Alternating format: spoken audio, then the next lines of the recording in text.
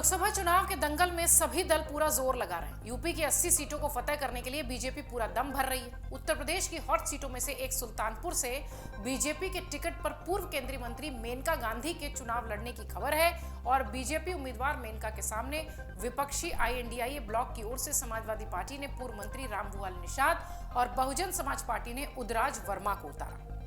सपा के निषाद और बसपा के कुर्मी कार्ड ने बीजेपी के लिए इस सीट पर चुनौती बढ़ा दी है, या यूं कहें कि चुनौती कड़ी कर दी है। मेनका गांधी बड़े कद की नेता है, लेकिन सपा बसपा के गणित ने सुल्तानपुर की लड़ाई को त्रिकोणीय बना दिया है। सपा ने इस सीट में भीम निषाद को टिकट दिया है। पार्टी ने भीम निषाद का टिकट काटकर रामभुआल निषाद पर दाव लगा दिया। रामभुआल की गिनती बड़े निषाद नेताओं में होती है। वो बसपा से 2 बार विधायक रहे हैं और मायावती की सरकार में मंत्री भी। वहीं बसपा ने सवर्ण उम्मीदवारों के ट्रेंड को दरकिनार करते हुए कुर्मी बिरादरी से आने वाले जिला पंचायत सदस्य उदराज वर्मा को प्रत्याशी बनाया है। बसपा ने उदराज को 2022 के यूपी चुनाव में सुल्तानपुर की लंबुआ विधानसभा सीट से उम्मीदवार घोषित करने के बाद टिकट काट दिया था। बसपा के उम्मीदवार इस सीट से 1999 और 2004 के लोकसभा चुनाव में जीत हासिल कर चुके हैं। वहीं सपा यह सीट कभी भी नहीं जीत पाई। इस सीट में अगर देखा जाए तो सबसे ज्यादा 8 बार कांग्रेस, 5 बार बीजेपी, 2 बार बसपा और 1 बार जनता दल के उम्मीदवार जीते। सपा ने पहली बार साइकिल दौड़ाने की उम्मीद से निषाद कार्ड खेला है। वहीं बसपा के कुर्मी दलित समीकरण ने चुनावी मुकाबले को बेहद दिलचस्प बना दिया है। ओवरऑल बात यह कि मेनका गांधी के लिए मुकाबला इतना आसान नहीं है। हालांकि मेनका गांधी ये दावा जरूर कर रही है कि वो काम पर चुनाव लड़ रही हैं, इसलिए उन्हें दोबारा मौका मिला है। मेनका गांधी के प्रचार अभियान की जो बागडोर है वरुण गांधी संभालते रहे हैं और इस बार पीलीभीत से टिकट कटने के बाद वो साइलेंट मोड पर दिखाई पड़ते हैं। 2019 के चुनाव में मेनका की जीत के पीछे बीजेपी संगठन ही रही, वरुण गांधी का प्रचार और रणनीति का श्रेय भी था।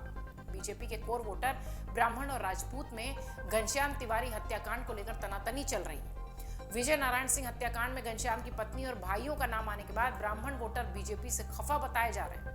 इसका नुकसान मेनका गांधी को यहां इस साल उठाना पड़ सकता है। सुल्तानपुर सीट के जातीय समीकरणों की बात करें तो यहां करीब 2.5 लाख निशान मतदाता है। कुर्मी जाति के मतदाता भी अच्छी तादाद में दिखाई पड़ते हैं। ये दोनों ही जातियां सुल्तानपुर में बीजेपी के लिए वोट करती हैं, लेकिन अब की सपा और बसपा के इन्हीं प्रभावी जातियों से उम्मीदवार उतारने के दाव ने बीजेपी को फंसा दिया है। ब्राह्मण मतदाता पहले ही नाराज थे, अब सजातीय उम्मीदवार आ जाने से अगर निषाद और कुर्मी वोटर भी छिटक जाते हैं तो मेनका की मुश्किलें बढ़ सकती हैं। पिछले चुनाव में सपा और बसपा गठबंधन कर चुनाव मैदान में थे। बीजेपी की मेनका के खिलाफ गठबंधन से बसपा के टिकट पर चंद्रभद्र सिंह मैदान में थे। कांग्रेस ने तब डॉक्टर संजय सिंह को उम्मीदवार बनाया था। मेनका गांधी को 4,58,281 वोट मिले थे। तब चंद्रभद्र सिंह 4,44,422 वोटों के साथ दूसरे और कांग्रेस के डॉक्टर संजय 41,558 वोटों के साथ तीसरे स्थान पर रहे थे। मेनका गांधी करीब 14,000 वोट के अंतर से चुनाव जीत चुकी थी, लेकिन अब इस बार का जो मुकाबला है वो ब्राह्मण क्षत्रिय विवाद को लेकर भी मेनका गांधी की मुश्किलें बढ़ा सकता है। इसके अलावा ये जो त्रिकोणीय समीकरण बनता हुआ दिखाई पड़ रहा है सुल्तानपुर की सीट पर, यह भी थोड़ा परेशानी बढ़ा सकता है, बीजेपी की पेशानी पर बल ला सकता है। हालांकि सुल्तानपुर से दोबारा चुनावी मैदान में मेनका गांधी उतरी हैं और वो ये कह रही हैं कि मैंने काम किया है और काम के ही बल पर मुझे वोटरों और कार्यकर्ताओं पर भरोसा है।